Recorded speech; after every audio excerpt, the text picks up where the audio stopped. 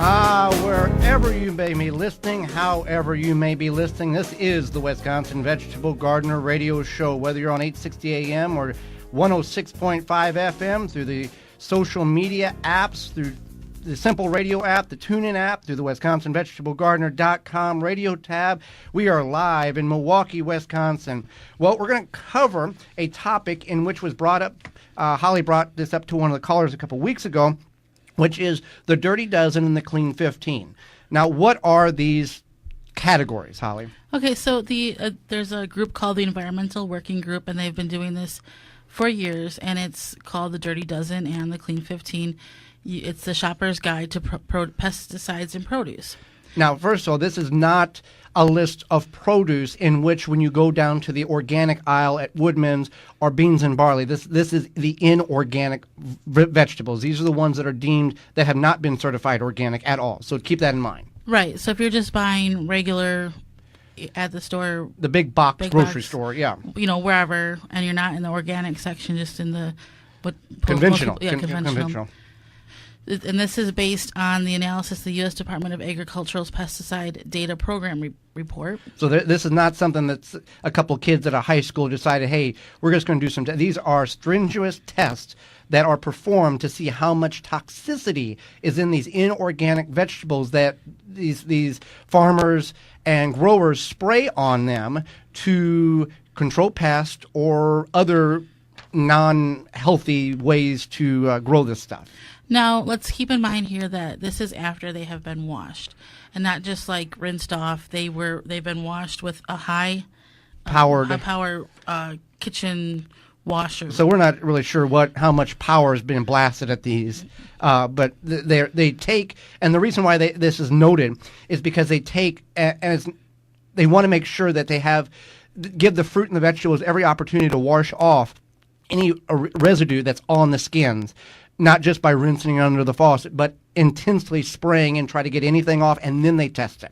And this is after that intenseness, because not everybody that buys their produce goes home and scrubs and scrubs and scrubs. They just rinse it off and they go with it, and that's if they rinse it off. So we're going to go with the Dirty Dozen, the most highest level of toxicity in these fruits and vegetables after they've been pressure washed or high intensity cleaned, of the inorganic varieties in which you'll buy at your big box grocery store. Right. So let's go with the Dirty Dozen first. And number one is strawberries, which is no surprise. And a lot of these are also based on the fact that they don't have an outer coating. They're just a soft body fruits or vegetable. And so that's a lot of reasons why they're going to have that residue. Spinach is another one. Nectarines, apples, peaches, celery, grapes, and again, all thinned or very no-skinned produce here, pears, cherries, tomatoes, which tomatoes, if you've ever bought a tomato at the grocery store, you would have just about the same taste and nutritional value as eating a slice of cardboard, because they are absolutely horrible, because they pick them green, they gas them to get them to ripen on the way to the market or thereabouts. So when you pick it up, it looks red, but it tastes just horrible. Let's see what else we got. Sweet bell peppers is another one. Potatoes is another one that's on the Dirty Dozen. Potatoes, a lot of these inorganic potatoes are sprayed with a growth inhibitor, and that is a chemical in which prevents the eyes to being sprouted. See, if you go to Woodman's and buy organic potatoes, or beans and barley and buy organic potatoes, you let them sit on the counter for about a week and you start seeing the little eyes, the little buds, because they're organic. They grow very rapidly. If they're sprayed with a growth inhibitor, they can sit on your shelf, and some of you have got these potatoes that sat there for weeks, if not months, and have never sprouted. And that's that inhibitor that they spray on them to prevent those from growing. And then some of these potato producers, and you can see documentaries online on how French fries are made in one of the bigger fast food restaurants. We won't name the name, but it's the St. Louis Arch, but double. And these videos talk about how they go into the field, they spray the pesticides, and they're not doing this in jeans and a t-shirt.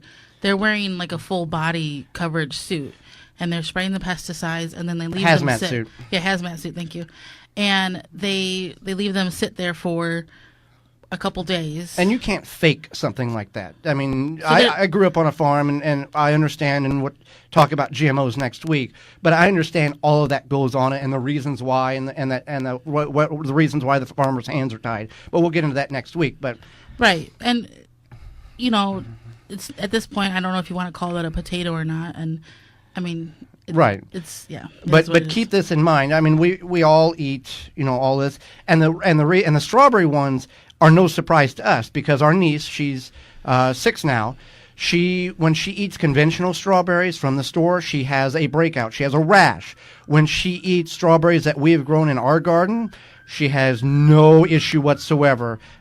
Perfectly fine. So there's something in those strawberries that are coming from these mega farms that are causing the reaction. We're not doctors or anything, but we've seen that over the years, the more levels of high toxicity in these foods, the more problems these kids and even young adults are having with diseases and sicknesses. But that's another topic for another day. So let's go with the clean 15. These are the good guys. These are the ones that after all this process, the scrubbing, are the cleanest of the inorganic. So if you're not going to buy organic, these are the 15 vegetables and fruits that I would recommend buying that are the cleanest of the level of the ones that have been sprayed with a chemical. And I just want to note here before we go over these that Okay. you can find this information online through the Environmental Working Group, or you can just search like Clean 15, Dirty Dozen. And they update this every year. Right. They do this every year. So this group is the Clean 15. So this is sweet corn, avocados, pineapples, cabbage, onions, frozen sweet peas, papayas, asparagus, mangoes, eggplant, honeydew, kiwi, cantaloupe, cauliflower, and grapefruit. And most of these have an outer skin. And that's where a lot of the pesticides cannot get into them. So, that's a list of the healthier variety. And the reason why the frozen peas are on there, because 95% of peas that are sold in the stores are frozen, because that's the longevity. That's how they're best kept. So with that being said, we got a lot of good things and a lot of bad things. But again, if you want to avoid pesticides, certified organic is the way to go.